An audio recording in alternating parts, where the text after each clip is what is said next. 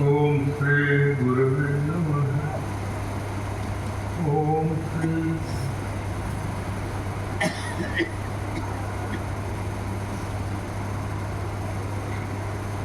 परम गुरु बाबूजी जगत जननी माँ, आपके परम पावन पवित्र सत्संग में आपकी कृपा से ही हम सभी उपस्थित हैं और आपके चरणों से बैठकर हम सभी अंतर से प्रार्थना करते हैं कि माँ ही बाबूजी सभी संसार को अपना सत्संग दीजिए। आपका सत्संग बहुत ही विलक्षण है, कैसे कृपा आप बरसाती हैं, उसका स्वरूप कोई नहीं जान पाया।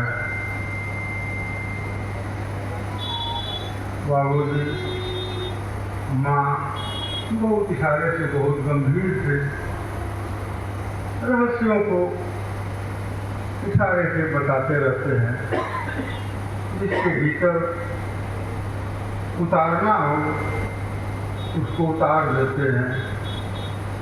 बाबूजी ने एक बार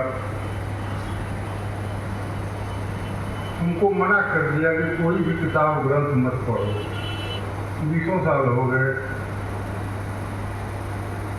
तो मुझे थोड़ा लगा कि ग्रंथ तो बहुत तमाम ईश्वरीय चीजें हैं।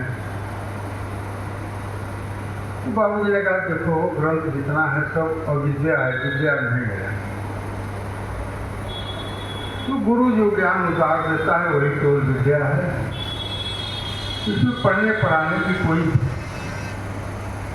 मतलब ही नहीं है। तुम देखो और बोलो, चर्चा करो। इस बार श्रीमद् भागवत का प्रसंग चल रहा था। बाबूजी कहे कि तुम श्रीमद् भागवत पढ़ लो, जिसको पढ़ना हो, लेकिन मेरी चर्चा करके देखो। मेरी चर्चा है श्रीमद् भागवत है, और बाबूजी की चर्चा, माँ की चर्चा, माँ के अलावा अब कुछ लगता ही नहीं कि संसार में और कुछ है इसके अलावा। आपकी चर्चा ही श्रीमद् भागवत हम लोगों के लिए है। तो बाबूजी की वाणी है, एक प्रसंग है। बॉम्बे जाने का अवसर मिला। हम थे, पवन जी थे, बुद्धन जी थे, माँ तो थी। तो एक सज्जन बाबूजी से मिलने आए, वो मेरे मित्र के मित्र थे। तो बाबूजी ने उनसे कहा कि जाने लगे तो फिर आइएगा मिलने। उन्होंने कहा कि मैं नहीं आऊँगा मिलने। क्यों? तो मेरे गुरु ने मना किया है किसी से मिलने के लिए। तो शिरडी वाले साईं बाबा के वो पूजा करते थे, तो सिद्धि वगैरह भी मिल गई होगी उनको। तो बाबूजी ने कहा ठीक है, आपको ना मना किया है मिलने से, मुझको तो मना नहीं किया गया है। तो आप नहीं आइएगा तो मैं ही आपके पास आ जाऊँगा। संडे का दिन था, माँ बाबूजी हम सभी लोग उनके यहाँ गए। कल यहाँ में एक आवास उनका था बॉम्बे में ही, गाड़ी भेजे, हम लोग गए। तो बाबूजी को सहज रूप में क्या कोई पहचानेगा। चाय नाश्ता के बाद हम लोगों ने बाबूजी का चरण पकड़ा, जैसे होता है गुरु के आने पर। उनको कुछ भी पता नहीं था। थोड़ी देर बाद कहा कुछ खाने वगैरह की व्यवस्था। बाबूजी ने कहा कि नहीं, सत्संग हो जाए। तो सत्संग क्या होता है नहीं पता। तो हम लोगों ने कहा थोड़ा प्रसाद मंगा लीजिए, आरती वगैरह, दीपक जो भी जिसे बनता है अगरबत्ती जला के बाबूजी को बैठा दी। माँ भी बैठी थी। तो बाबूजी ने एक चर्चा वहाँ किया कि संसार में कैसे ईश्वर की आराधना किया जाए। इतने मत मतांतर है, इतने विधि विधान हैं कि एक आदमी अपने बुद्धि से समझ नहीं पाएगा कि क्या उसको करना है। तब हमारे ऋषियों ने एक मार्ग सुझाया, अभिमत ध्यान द्वार। महर्षि पतंजलि की लाइन है पतंजलि योग दर्शन में। तो उन्मत्त ज्ञान जैसे तुम्हारी संसार में जो मत मतांतर जैसे तुमको लगे उसी तरह ईश्वर की आराधना करो। इतना विराट स्वरूप, इतना व्यापक, किसी तरह का कोई बंधन नहीं, जैसी तुम्हारी इच्छा हो वैसा करो। अब सवाल उठता है कि एक ही घर में, एक ही परिवार में 5 बच्चे हैं, कोई राम को भजता है, कोई कृष्ण को, कोई शक्ति का उपासक, कोई मंत्र जाप करता है, उसमें से कहता है कि मैं मानता ही नहीं हूँ, मैं ईश्वर को मानता नहीं हूँ, नास्तिक है। तो आखिर ये स्थिति बनती कैसे है? तमाम जन्मों का संस्कार जीव लेकर आता है और जैसी उसकी पूर्व जन्मों की भूमि है उसी तरह की वो आराधना पद्धति जो है स्वीकार करेगा। ऊंचे वर्ग में जाने वाले विद्यार्थी को जो काफी हायर स्टडी करता हो उसको हम नर्सरी की पढ़ाई पढ़ाएंगे, ABCD तो नहीं पढ़ेगा है, क्योंकि उसकी मानसिक स्थिति नहीं है। वो किसी नर्सरी के विद्यार्थी को हम हायर एजुकेशन की शिक्षा दें, कितना भी अच्छा कोई प्रोफेसर पढ़ाए, उसको एक्सेप्ट नहीं कर पाएगा, क्योंकि उसकी मानसिक स्थिति नहीं है कि वो स्वीकार कर सके। तो जैसी जिसकी स्थिति है वैसे ईश्वर की आराधना वो करेगा। तो बाबू जी का संसार में इतने मार्ग हैं, अभिमत इतने हैं, तंत्र मंत्र यंत्र आराधना पूजा पाठ विधि विधान मंदिर मस्जिद गिरजा गुरुद्वारा जप तप व्रत उपवास जितना संसार में हम देख रहे हैं साधन, वो सब अभिमत की श्रेणी में आता है। और अभिमत का पूजा करते करते उस मार्ग पर चलने पर एक स्थिति बनती है कि आगे वह नहीं ले जा पाता है, एक विराम लग जाता है, एक ठहराव की स्थिति आ जाती है। तो ठहराव के बाद व्यक्ति चिंतन करता है, करे तो क्या करे। सब शास्त्रों का अध्ययन करता है और शास्त्र द्वारा बताए गए मार्गों का अनुकरण वह करता है।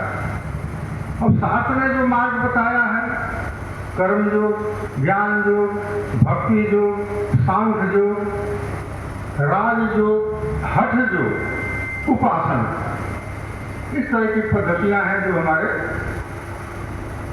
शास्त्रों ने बताई है। अब कर्म योग, सभी संसार का कर्म मैं स्वयं करता हूँ, मूल है गीता का। कैसे मैं करता हूँ, बाबू जी की वाणी है, वो सबके भीतर में विचार रूप में प्रवाहित है। ये विचार कहाँ से आता है? ये ईश्वर तत्व है, गुरु तत्व है, जिससे जो कर्म कराना होता है वैसा ही मैं विचार देता हूँ, वैसा माहौल क्रिएट करके मैं कर्म करा लेता हूँ। जो इस मन को जान गया कि सब वही करा रहा है, तो यहाँ पर कर्तापन का अहंकार और फल की इच्छा नहीं रहेगी, क्योंकि हमारा अपना कोई उसमें न बल है, न प्रयास है, न साधन का कोई। तो सब वही करता है। यही गीता का निष्काम कर्म योग है। तो गीता में तो लिखा है, लेकिन गीता का जो निष्काम कर्म योग का सूत्रवाक्य नहीं है कहीं पर, कैसे निष्काम होगा? तो बाबू जी ने बताया पतंजलि योग दर्शन का प्रथम सूत्र है अथ योगा अनुशासनम। योग है क्या? अनुशासन। अनुशासन यहाँ डिसिप्लिन से नहीं है, अनुरूप में वह ईश्वर व्याप्त है, संपूर्ण शासन वह संसार का स्वयं करता है। इस मर्म को जानना योग है। तो जो परम ज्ञानी है, बिरले लोग हैं, इस मर्म को तो जान पाएगा, आम व्यक्ति कैसे समझ पाएगा? सब दूसरा सूत्र उन्होंने दिया महर्षि ने, योग चित्त वृत्ति निरोधक। चित्त की जो वृत्तियां हैं उसको संयमित करना ही योग है। तो इसी को संसार पकड़े हुए है और ध्यान वगैरह जितना विषय है चित्त की वृत्तियों को संयमित करने के लिए है। पुनः ज्ञान योग, भक्ति योग, सांख्य योग की एक चर्चा उन्होंने की। सांख्य है क्या? प्रकृति और पुरुष। महर्षि कपिल ने एक सूत्र दिया प्रकृति और पुरुष का। तो प्रकृति है क्या? अनंत ब्रह्मांड, सूरज, चांद, सितारे, धरती, आकाश, अग्नि, वायु, जल, जितना पंच तत्व सब कुछ है विस्तार सब प्रकृति ही प्रकृति है। तो जब सब प्रकृति है तो ईश्वर क्या है? तो जितनी भी प्रकृति है निर्जीव है, तो जो इसमें जीवंतता बनी हुई है, गतिशीलता बनी हुई है, यही वह ईश्वर तत्व है जिसके कारण निर्जीव प्रकृति जीवंत, गतिशील और चलायमान है। यही प्रकृति और पुरुष ईश्वर का एक रहस्य है। इसी तरह उपासना है क्या? उपासन, जिसको आप आराध्य मानते हैं, उसके चरणों में नीचे बैठना ही उपासना है। उपासना अब होता क्या है कि जिसके संपर्क में रहिएगा, यह प्रकृति का नियम है कि तो उसके जो गुण दोष है, जो भी उसका गुण होगा, आप में धीरे धीरे धीरे से आएगा। प्रकृति का नियम है, गर्मी के दिन में आपको गर्मी महसूस होगा, प्रकृति में ठंडा है, जाड़े के दिन में ठंडी महसूस होगी, बर्फ हाथ से स्पर्श करेगा तो ठंडा लगेगा। तो प्रकृति का नियम है। और गुरु और ईश्वर निष्कलंक है, निष्कलुष है। तो जो भी व्यक्ति का, जिसका भी आप ध्यान करेंगे, उसका गुण दोष दोनों आएगा। लेकिन गुरु जो है ईश्वर विकार रहित है, वहां पर गुण से परे है, गुणातीत है। तो उसके समीप बैठने पर धीरे धीरे वो गुरु तत्व कहिए या ईश्वर तत्व, धीरे धीरे आदमी में बदलाव होता है। एक समय अवधि के बाद लगता है कि वो आदमी में बदलाव हो गया। इसी तरह हठ योग की भी चर्चा उन्होंने किया। हठ योग ऐसा है, ईश्वर को जितना आप दूर समझते हो, हठ से चाहते हो तो उसको हम पा लेंगे, तो जितना आपने दूर समझा उसके लिए उतना ही दूर हुआ। और हठ योग से कोई आज तक ईश्वर को समझ नहीं पाया, नहीं पकड़ पाया। हाँ, कुछ सिद्धियां मिल जाएंगी, कुछ चमत्कार मिल जाएंगे, महात्मा होने का अहंकार भी हो सकता है, लेकिन हठ योग से वो ईश्वर का स्पर्श नहीं होगा। तो भगवान बुद्ध का एक प्रसंग उन्होंने चर्चा किया था कि भगवान बुद्ध हट करते थे, हमने तो सब त्याग दिए, धीरे धीरे क्या इतना अस्वस्थ कमजोर हो गए। फिर बाद में सुजाता का जिक्र आता है, उसने खीर खिलाया, भगवान बुद्ध स्वस्थ हुए। और तब तक उनको ज्ञान नहीं प्राप्त हुआ जब तक हठ योग कर रहे थे। बाद में सहज अवस्था में आ गए और जब ज्ञान प्राप्त हुआ तो उन्होंने कहा, अति किसी चीज का है, सहज रूप में सामान्य दशा में रहना है, तो हठ योग की एक सीमा है। तो इसी तरह ईश्वर आराधना के लिए तमाम ग्रंथों के बताए हुए मार्गों पर हम एक सीमा पर जाकर रुक जाते हैं। फिर राजयोग की चर्चा उन्होंने विस्तृत रूप से की बाबूजी ने। पतंजलि योग दर्शन का राजयोग है क्या, और क्यों राजयोग इसे कहा गया है। अब राजयोग की जब चर्चा होती है तो राजा का योग है, राजा कैसे है, एक प्रसंग है इसमें काफी। हम बैठे हैं, कहीं ध्यान कर रहे हैं, किसी व्यक्ति वस्तु विशेष पर ध्यान हम कर रहे हैं, वो मन की स्थिति ऐसी है कि बार बार ध्यान कहीं दूसरी जगह चला जाता है। तो ध्यान को कोई है जो भीतर जो उसको खींच के कहता है कि नहीं चलो अपनी जगह पर, तो मन भी वो नहीं है। मन से परे वो कौन है? वही राजा है, वही ईश्वर अंश है जो सबके भीतर है। तो वह राजा आदेश देता है मन को कि अपने जगह पर आओ। अब जब इंद्रियों के वशीभूत हो जाएगा व्यक्ति और विषयों में जब लिप्त हो जाएगा, तो तमाम इंद्रियां, राजा आदेश दे रहा है, उसके आदेश को उसका मंत्री, उसके तमाम व्यवस्थापक जो भी हैं, उसकी बात अगर राजा का नहीं मानेगा तो राज नहीं चलेगा। इसी तरह शरीर में ईश्वर अंश राजा उपस्थित है और राजा के अधीन अगर इंद्रियां नहीं रहेंगी तो वह विकृत हो जाएगा और इसकी स्थिति काफी अधोगामी हो जाएगी। तो वही राजा की जो साधना है, राज जो कहा गया है, और राजयोग में 8 अंग यम नियम आसन प्राणायाम प्रत्याहार धारणा ध्यान समाधि, इसको अष्टांग योग भी कहा जाता है, राजयोग भी कहा जाता है, महर्षि पतंजलि योग दर्शन भी कहा गया है, इसका लिखा हुआ जो किताब में है। अब यम नियम 5 यम है, 5 नियम है, आसन प्राणायाम प्रत्याहार धारणा ध्यान और समाधि। और यम नियम क्या है? सत्य है, अहिंसा, आस्तेय, ब्रह्मचर्य और अपरिग्रह। अब सत्य का पालन, अहिंसा का पालन, अपरिग्रह का पालन, आस्तेय का पालन, ब्रह्मचर्य का पालन, बाबू जी बता रहे थे कि 5 जो है यम है, इसका एक का भी अगर व्यक्ति जीवन में उतार ले तो धरती पर वह महापुरुष हो जाएगा, पौराणिक पुरुष हो जाएगा। इतनी इसमें सामर्थ्य, प्रकृति इतनी शक्ति उसको दे देती है। लेकिन इन 5 यम में ईश्वर का स्पर्श भी नहीं है। सत्य का पालन, हम लोग कथा जानते हैं सत्य हरिश्चंद्र का। सत्य की महाव्रत की अवस्था में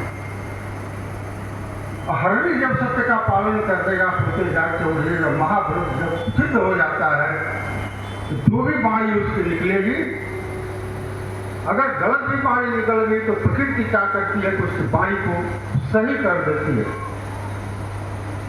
उसका परिणाम सही कर देती है। यह सत्य की विभूति। लेकिन यहाँ पर ईश्वर का स्पर्श नहीं है। अहिंसा, अहिंसा क्या है? मनसा वाचा कर्मणा, तीनों से कभी भी न मन से, न वाणी से, न कर्म से हिंसा का उत्पत्ति भी भीतर से न हो। इस दशा में अहिंसा जो महाव्रत की स्थिति में हरनिश किसी भी दशा में हिंसा का त्याग, अहिंसा का त्याग नहीं करेगा तो धीरे धीरे यह सिद्ध हो जाता है। हिंसा का महाव्रत की स्थिति जब हो जाती है, और महाव्रत है क्या? हरनिश उस दशा में जब वो सिद्ध हो जाता है तो उसे महाव्रत करते हैं। व्रत तो हम एक दिन का लेते हैं कि आज हम सत्य का पालन करेंगे, आज हम अहिंसा व्रत का पालन करेंगे, पूरे नवरात्र हम पालन करेंगे, जो भी है समय में। लेकिन पूरे आजीवन में इस व्रत को स्थापित जब हो जाता है, महाव्रत की स्थिति हो, तो उसकी विभूति प्रकृति देती है। विभूति क्या है? हिंसक से हिंसक जानवर जो भी उसके सामने पड़ेगा, हिंसक से हिंसक व्यक्ति उसके सामने पड़ेगा, वो हिंसा को त्याग देगा। बाबू जी ने 2 उदाहरण दिया, भगवान बुद्ध और महात्मा गांधी का। मैं नहीं जानता कि भगवान बुद्ध ने ईश्वर को जाना था कि नहीं जाना। अगर मैं कह दूं कि बुद्ध ने ईश्वर को नहीं जाना तो तमाम लोग हैं जो भगवान बुद्ध को मानने वाले हैं, उन पर एक हिंसा हो। खैर, हिंसा से हमको बचना है। तो यह अहिंसा की विभूति है। हिंसक से हिंसक जानवर, और यही अहिंसा महात्मा गांधी और बुद्ध को बुद्ध बना दिया, गांधी को गांधी बना दिया, एक केवल अहिंसा की विभूति के चलते। तीसरा आता है आस्तेय। आस्तेय मतलब अटोर भी कहते हैं, किसी तरह का मन से, वाणी से, कर्म से चोरी न करना, भाव न आना चोरी का, किसी का हक नहीं मारना, इस तरह का सब। ब्रह्मचर्य भीष्म पितामह का उदाहरण है, जो महाव्रत की दशा में थे। तो भीष्म पितामह भी एक महापुरुष, पौराणिक पुरुष हुए। अब आती है एक अपरिग्रह। अपरिग्रह मतलब संचय का संपूर्ण अभाव। ऐसा नहीं कि संचय नहीं होगा, लेकिन उसको पकड़ना नहीं है। कितना भी आए, धन संपत्ति संग्रह होगा, लेकिन वह टोटल डिटैच, मिट्टी और सोने में जो फर्क नहीं जानता है, अपरिग्रह की एक स्थिति बनती है। तो बाबूजी ने एक उदाहरण दिया। हरिदास जी एक संत थे, वृंदावन में रहते थे और तानसेन के गुरु भी थे। तो अपरिग्रह का व्रत का पालन करते थे, पूर्ण अपरिग्रह ही थे। एक कुटिया में रहते थे, झोपड़ी में पीछे एक तालाब था। अकबर के दरबार में तानसेन थे। तानसेन बहुत बड़े गायक हुए। राग पर उनका एकाधिकार था, बहुत तरह के राग, तो बहुत सा उसका विभूति भी थी उनमें। तो एक दिन अकबर ने कहा कि देखो, तुम जब इतने अच्छा गायक हो, तुम्हारा गुरु कैसा होगा, मैं चाहता हूँ मिलना। तो अकबर ने कहा, तानसेन जी ने कहा कि नहीं, मेरे गुरु आपसे नहीं मिलेंगे।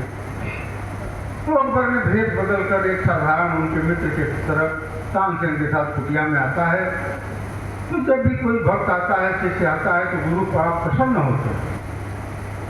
तो अपनी स्थिति के अनुसार बड़ा आवा भगत किया। उन्होंने कहा, तानसेन बहुत देर के बाद आए हो, एक कोई राग, उन्होंने कहा कि ये राग सुनाओ। तानसेन राग सुनाने लगे। हरिदास जी नाराज हो गए।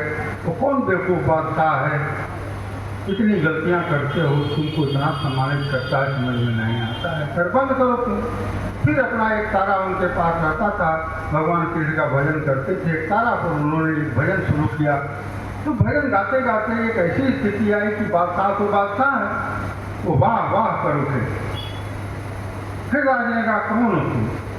फिर उन्होंने कहा कि मैं अकबर हूँ, बादशाह। फिर उन्होंने कुछ नहीं बोला, लेकिन बादशाह तो बादशाह है। तो उनको एक था कि मैं बादशाह हूँ, मैं इस फकीर को कुछ दे दूँ। और फकीर को क्या चाहिए? फकीर तो बादशाह स्वयं होता है। जब चल रहे, उन्होंने कहा कि मैं कुछ देना चाहता हूँ। उन्होंने कहा कि नहीं, हमको कुछ नहीं किया, मना किया। फिर भी उन्होंने बहुत जिद किया। तो हरिदास जी ने अकबर को, जो पीछे तालाब बना हुआ था जिसमें उनका जल से उनके आश्रम का काम चलता था, पानी पीते थे, तमाम जंगली जानवर उसी तालाब से पानी पीते थे। और तालाब का एक कोना टूटा हुआ था। तो हरिदास जी ने कहा अकबर से कि ऐसा करो, अब बादशाह हो तो एक कोना टूटा हुआ है, तमाम जानवर पानी पीते हैं, जंगली जानवर, हम लोगों का इसी से काम चलता है, तो इस तालाब का मरम्मत कर दो। अकबर को जब पीछे ले गए तो अकबर ने जो तालाब देखा तो अकबर का दिमाग चकरा गया, बुद्धि चकरा गई। हाथ जोड़ कर उन्होंने प्रार्थना किया कि दया करें। स्थिति क्या थी कि जो तालाब बना था, चारों तरफ बड़े बड़े हीरे जवाहरात के चट्टानों से भरा पड़ा था, चारों तरफ किनारे। एक जो कोना टूटा हुआ था, अकबर का सामर्थ्य नहीं था कुछ कोने की मरम्मत कर पाए। उन्होंने कहा कि दया करिए हम पर। कहा ठीक। तो इतना घड़ा जल इस जंगल में, इतना चना भींगा हुआ या जो भी है, तमाम जानवर है, पशु पक्षी हैं, ग्रहण करेंगे। तो अकबर ने उसी परंपरा को चालू किया। बहुत सा घड़ा और तमाम चना अन्न जो है जानवरों के, पक्षियों के लिए बहुत लंबे समय तक परंपरा चली। बाद में तो साम्राज्य बदला तो खैर सब समाप्त हो गया। तो यह अपरिग्रह की विभूति थी। अब अपरिग्रह की विभूति क्या है? रत्न गर्भा धरती है, तमाम रत्न धरती में है। और अपरिग्रह की महादशा में, महाव्रत की दशा में जब अपरिग्रह सिद्ध हो जाता है तो उस व्यक्ति के आदेश पर धरती तमाम रत्नों को उसके चरणों में उलट देती है, रख देती है। और यही कारण है कि तमाम हीरे जवाहरात बड़े बड़े चट्टानों से वहां दिखाई पड़े। और अकबर जैसे बादशाह को झुकना पड़ा एक फकीर के सामने, तो जिसके अधीन संपूर्ण संसार की धरती की संपदा है, उसको क्या चाहिए? तो एक अपरिग्रह की यह विभूति है। इसी तरह नियम में भी है, 5 नियम हैं। स्वाध्याय, ईश्वर परिधान, इसी करके है। तो फिर बाबूजी ने आगे कहा कि देखो यम नियम, आसन है क्या? स्थिर सुखमासनम आसनम, बस इतना ही लिखा है पतंजलि में। स्थिर सुख पूर्वक रहना, स्थिर सुखासन। सत्संग में भी हम लोगों को निर्देश है बाबूजी का, स्थिर सुख पूर्वक बैठो। और धीरे धीरे स्थिर सुखपूर्वक बैठने पर विभूति क्या होती है, आसन की जो सिद्धि है कि जब मन में संकल्प रहता है कि हम बैठे हुए हैं, कमल के ऊपर बैठे हैं या कोई भाव लेकर बैठे हुए, तो धीरे धीरे धीरे धीरे ऐसी विभूति है कि शरीर हल्का हो जाता है और व्यक्ति हवा में उड़ जाता है, पानी पर चलने लगता है। यह आसन की विभूति है। आसन का सिद्धि जब हो जाती है तो हम भी सुनते हैं, तो आप लोग भी सुनते होंगे कि महात्मा पानी पर चलते हैं, हवा में उड़ जाते हैं। तो यहाँ पर भी ईश्वर का स्पर्श नहीं है, यह केवल आसन की सिद्धि का, आसन की जो विभूति है उसका एक परिणाम। पुनः आता है प्राणायाम। प्राणायाम है क्या? प्राणायाम सांस को लेना, हल्का रुकना, कुंभक को छोड़ना, रेचक। तो पूरक, कुंभक, रेचक।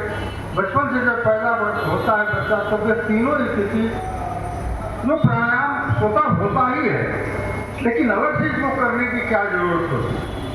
तो कुंभक को सिद्धि करते हैं, कुंभक को लंबा करते हैं, धीरे धीरे धीरे धीरे प्राण ऊर्जा उसकी बढ़ती जाती है। कुंभक जैसे जैसे विस्तारित होते जाता है, अब यह जब सिद्ध होने लगता है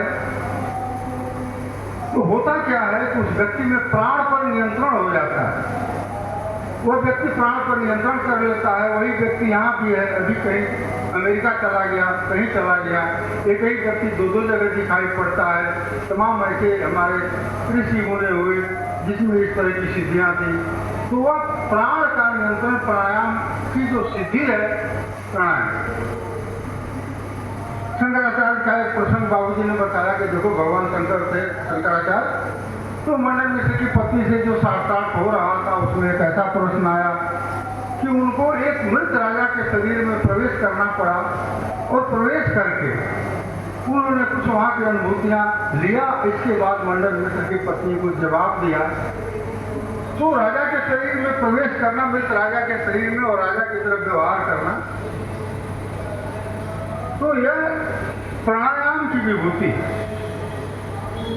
प्रत्याहार। प्रत्याहार है क्या?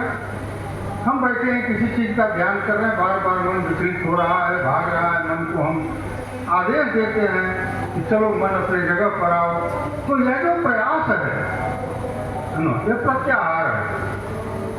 वो जब टिक जाता है, स्थिर हो जाता है, जहां मन को आदेश दिया यहाँ रुकने को, किसी भी दशा में मन से वहां विचलित नहीं होगा, तो यही धारणा की स्थिति है। तो धारणा की स्थिति क्या है? जिस विग्रह के साथ बैठा है उसके साथ सामने वो विग्रह आ जाएगा, उससे बातचीत करेगा। तो रामकृष्ण परमहंस की दशा जो थी यही धारणा सिद्धि था। ऐसा नहीं कि धारणा सिद्ध हो, देवी से, माँ से बात करते थे और सब लोग जानते थे और बहुत ऊंची अवस्था थी रामकृष्ण परमहंस जी की। लेकिन इस अवस्था में भी गुरु को आना पड़ा, गुरु की जरूरत पड़ी। तोतापुरी जी उनके गुरु थे, उन्होंने कहा कि मैं तुम्हारा गुरु हूँ। रामकृष्ण परमहंस मानने को तैयार नहीं थे, मेरी तो माँ ही माँ है। तो तोतापुरी जी ने कहा कि तुम नहीं मानते हो मुझे, तो माँ से पूछ लो अपनी कि मैं तुम्हारा गुरु हूँ कि नहीं। तो माँ से जब उन्होंने पूछा तो माँ ने कहा यही तुम्हारे गुरु है। तो फिर गुरु का जो आदेश दिया, जो उन्होंने दिखाया, अंतर यात्रा कराई, तो उस स्थिति में भी गुरु की जरूरत पड़ती है। धारणा, ध्यान, ध्यान, ध्येय और ध्याता जब एकाकार हो जाते हैं तो ध्यान की स्थिति बनती है, उसमें शरीर बोध नहीं रह जाता। और ध्यान और समाधि दोनों यह गुरु का विषय है। इस स्थिति में ध्यान और समाधि साधन के बस का नहीं है। जीव साधन करके तो 6 अंगों तक साधना करके पहुंच सकता है, लेकिन ध्यान और समाधि है गुरु का विषय है। जब उसकी कृपा होगी, वो चाहेगा तो ध्यान लगेगा, और समाधि भी उसी का विषय है। तो ध्यान की स्थिति, तो एक बाबू जी ने बताया कि देखो मैं प्रकाश रूप में रहता हूँ हर जगह ज्योति रूप में। तो मैं क्या करता हूँ, मैं देख रहा हूँ कि मेरा भक्त है और वह एक बाघ सोया हुआ है नीचे, तो एक बाघ जो है उन पर आक्रमण करने वाला है। तो मैं क्या करता हूँ कि अपने भक्त को जगा भी देता हूँ, वो जो बाघ है कि उसका खतरा, उस खतरे को भगा भी देता हूँ। यह गुरु का काम है। एक भक्त मेरा अगर किसी ट्रेन से चलता है तो मेरे भक्त की महिमा है। अगर मैं देख रहा हूँ कि पूरी ट्रेन का एक्सीडेंट होने वाला है, 1000 यात्री उस ट्रेन में यात्रा कर रहे हैं, तो एक भक्त को बचाने के लिए मुझे हजारों यात्रियों को ट्रेन की दुर्घटना को रोक देते हैं। ये मेरे भक्त की महिमा है। तो ध्यान और समाधि में बाबूजी ने कहा कि 2 विभाग है, संप्रज्ञात समाधि और संप्रज्ञात समाधि। तो संप्रज्ञात समाधि सविकल्प निर्विकल्प। तो सविकल्प समाधि क्या है? जितना चीजें हम संसार में देख रहे हैं, जानते हैं, पढ़े हैं, लिखे हैं, सभी चीजें उस दशा में सामने आ जाती हैं। संप्रज्ञात समाधि। फिर असंप्रज्ञात समाधि की जो स्थिति बनती है, तो जितने चीजें हम जानते हैं, जो देखते हैं, जो हमारे कल्पना में है, उससे परे भी बहुत सी चीजें हैं उसके सामने आते रहती हैं। भगवान के इनको हम मोर मुकुट पीताम्बर में देखते हैं, लेकिन मोर मुकुट वो नहीं दिखाई पड़ेगा। भगवान की गाय चराते हुए जो अब कल्पना भी नहीं की, वैसा दृश्य जो कभी आपने देखा नहीं, सुना नहीं, कल्पना भी नहीं की, वो सभी तमाम दृश्य आपके सामने उपस्थित हो जाते हैं। सविकल्प निर्विकल्प की दशा में। तो सब प्रज्ञात समाधि, सविकल्प, निर्विकल्प, 2 विभाग। और इसके बाद बाबूजी ने बताया असंप्रज्ञात समाधि। तो असंप्रज्ञात समाधि है क्या?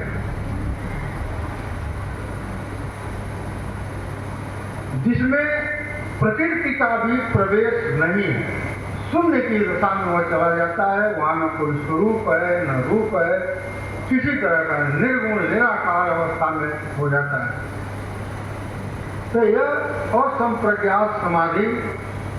और यहाँ पर जब होता है तो प्रकृति जो है वहाँ पर उसके अधीन हो जाती है, असंप्रज्ञात समाधि। तो बाबूजी ने इसी क्रम में चर्चा किया था कैवल्यपाद क्या है।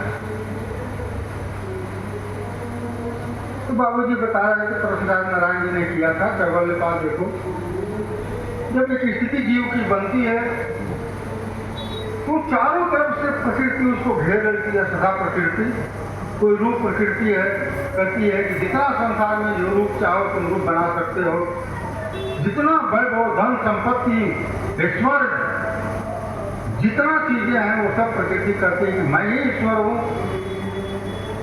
वो सब मैं तुम्हें दे दूँ, तुम मेरी बात केवल मानो। बाबूजी कहे कि प्रकृति का घेरा इतना रहता है और एक अंत समय तक, लेकिन वहां भी प्रकृति में फंसना नहीं है। जो भी प्रकृति कर रही है, सदा प्रकृति मैं ही ईश्वर हूँ, वहां भी उसकी नहीं सुनना है। जब भी उसको दरकिनार करके आगे बढ़ोगे वही केवल्यपाद है। और पुनः जो प्रकृति है, सदा प्रकृति है, आपके अधीन हो जाती है। वहां पर जो आदेश दीजिएगा वो प्रकृति को मानना पड़ता है।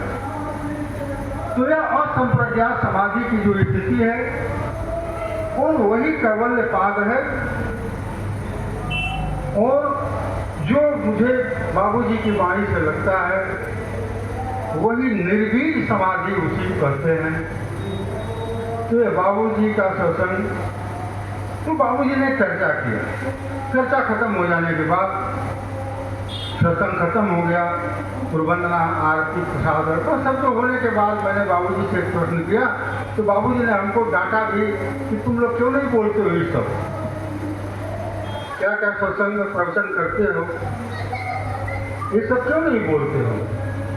तो हम कहे बाबूजी बोले तो आप जरूर, लेकिन हमको एक लाइन समझ में नहीं आया। फिर मैंने प्रश्न किया, बाबूजी बॉम्बे को सत्संग दीजिए। बाबूजी ने कहा कि किसको दे सत्संग दी, कोई जटाधारी रहे तब ना। मैंने बाबूजी से पूछा, बाबूजी कौन 2 करोड़ पॉपुलेशन है बॉम्बे की, उस समय 2005 की बात है, मई में, एक भी जटाधारी नहीं है। जटाधारी मतलब था जब गंगा की जो धार उतरी है तो भगवान शंकर ने अपने जटा से धारण किया, वो गुरु के चरणों की ईश्वरीय धार थी, भक्ति की धार जो भी कहिए, और भगवान शंकर ने उसे धारण किया और पुनः संसार में उसको आगे उसका विस्तार दिया। तो जटाधारी का यहाँ मर्म नहीं यही है। तो हमने कहा कि एक भी जटाधारी नहीं। बाबूजी ने कहा कि नहीं, दूं किसको मैं, कौन मेरी धार को धारण करेगा।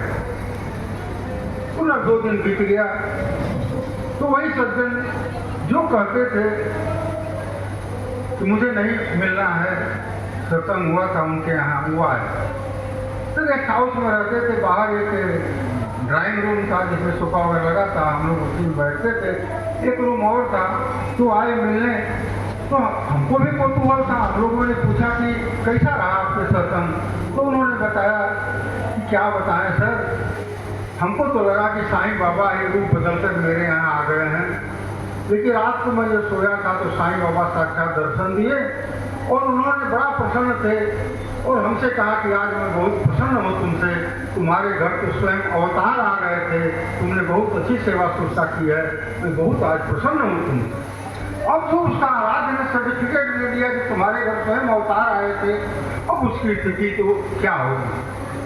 तो मैंने बाबूजी को रूम में भीतर कक्ष में संदेश दिया कि बाबूजी राठी जी आए हैं। तो बाबूजी के जो बोलने का तरीका था, और क्या रखिया फंस गया हो, फंस गया। तो बोला हम बुलाए, फिर बातचीत होने लगी। प्रश्न नहीं था कि जिस आराध्य की पूजा करते थे उसकी आराधना करें कि आराध्य ने जो प्रमाण दे दिया, प्रमाण पत्र दे दिया कि तुम्हारे घर स्वयं अवतार आए थे, उसकी आराधना करेंगे। दुविधा में संशय उनको हो गया। अपनी बात उन्होंने बाबूजी से रखा। बाबूजी ने कहा कोई बात नहीं है, जैसे भी तुम्हारे करना हो करो, मैं हर जगह हूँ, हर रूप में हूँ।